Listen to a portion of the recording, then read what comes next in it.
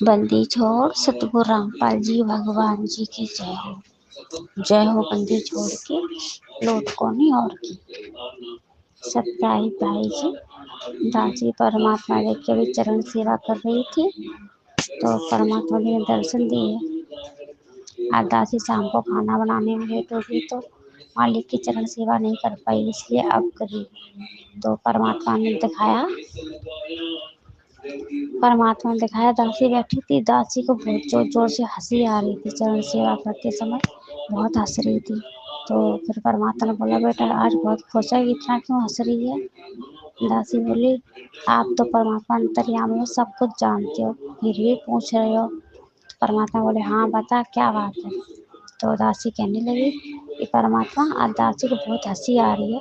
हंसी इसलिए आ रही है, अभी दासी ने ग्रुप में मैसेज पढ़ा है, पवन भैया ने डाला है कि मैनेजमेंट वालों ने किताब लिखी है गुरुद्रोहियों का पर्दाफाश। बस इसीलिए दासी को बहुत हंसी आ रही है। गुरुद्रोही कौन है, गुरुद्रोही कौन नहीं, ये तो जानते नहीं, बस किताब लिखी थी। तो फिर परमात्मा ने हंस पड़े। फिर परमात्मा ने दिखाया जैसे स्कूल में दो लाइन खड़ी होती, एक तो शिकायत करने वाले और एक जिसके ऊपर से शिकायत की वो। तो एक तरफ मैनेजमेंट के लोग खड़े, एक तरफ सतसेवक भाई बहन खड़े।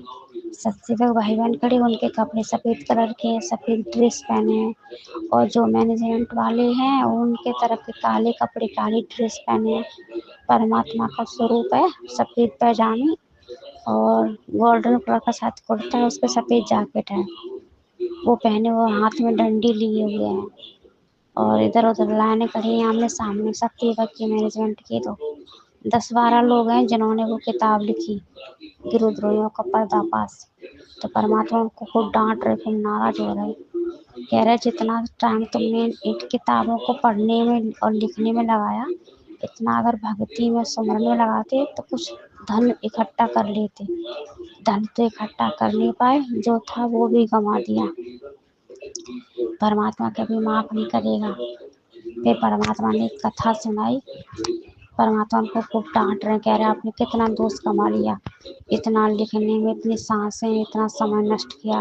अब ये जो किताब पढ़ेगा उनकी भी इतना समय, इतनी सांसें नष्ट होगी और उससे मर्यादा खंड होगी, क्योंकि भगवान ने मना किया है ना कि हम किसी की निंदा चुगली नहीं करनी।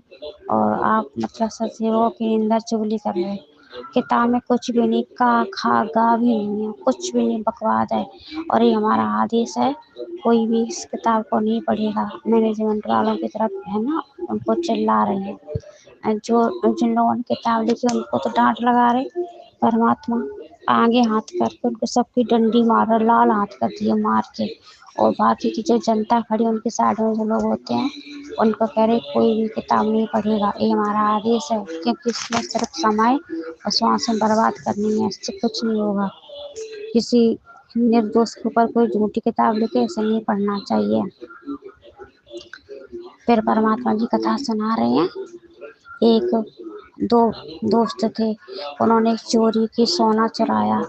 फिर सोना चुरा के जब वो कुआं के पास में बैठे थे तो परमात्मा जी बता रहे हैं कि एक तो चला गया घर पे खाना बनाने। अब उनके अंदर क्या प्रेरणा हुई, जो घर पे खाना बनाने गया उसने सोचा कि अगर मैं अपने दोस्त को मार दूँ तो सारा सामान, सारा सोना मुझे मिल जाएगा और मेरी तो बल्ले बल्ले हो जाएगी। इधर जो मतलब कुआं पे बैठा था, इंतजार कर रहा था खाने आने का, तो वो क्या सोच रहा था कि अगर हमारा दोस्त आएगा हम इसको कुआं में गिरा के खत्म कर देंगे, सारा धन मेरा हो जाएगा तो मेरी बल्ले बल्ले। इसी तरह से कुछ सोच रहा था। इतने वो घर से खाना बनवा के ले गया, उसमें जहर मिला के ले गया और वो तो तैयार बैठा ही था कुआं के पास जो दोस्त था। अब उसने क्या किया, बोला भाई इधर आओ कुआं में देखते क्या है। तो वो चला गया, उसने देखा तो जो कुआं के पास बैठा था उसने धक्का मार दिया, वो कुआं में गिर के खत्म हो गया। अब उसने सोचा अब ये सारा धन हमारा।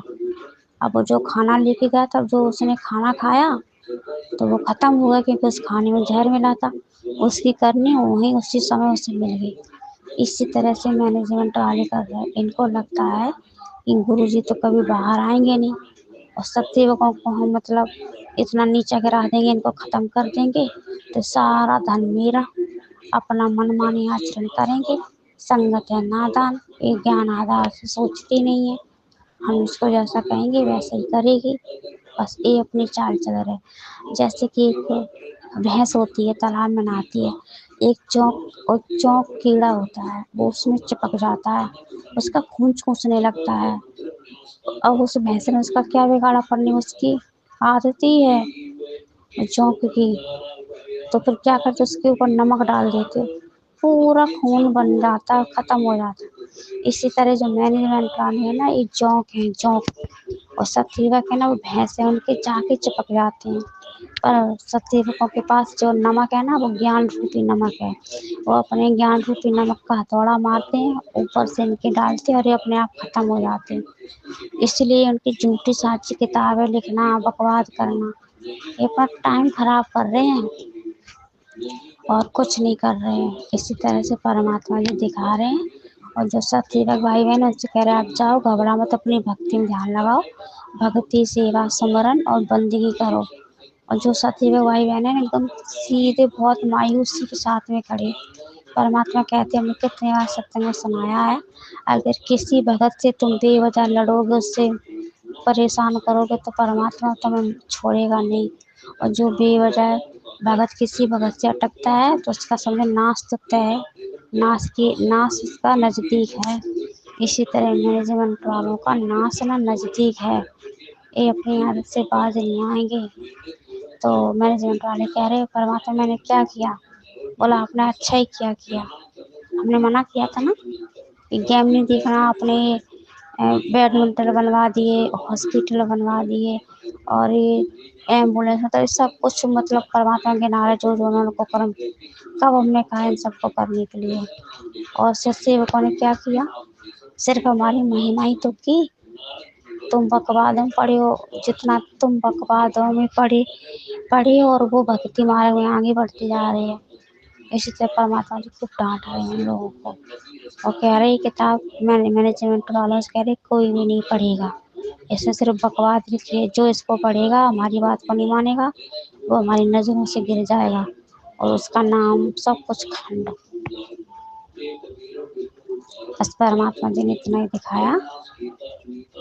बंदी छोड़, सतगुरु रामपाल जी भगवान जी की जय हो।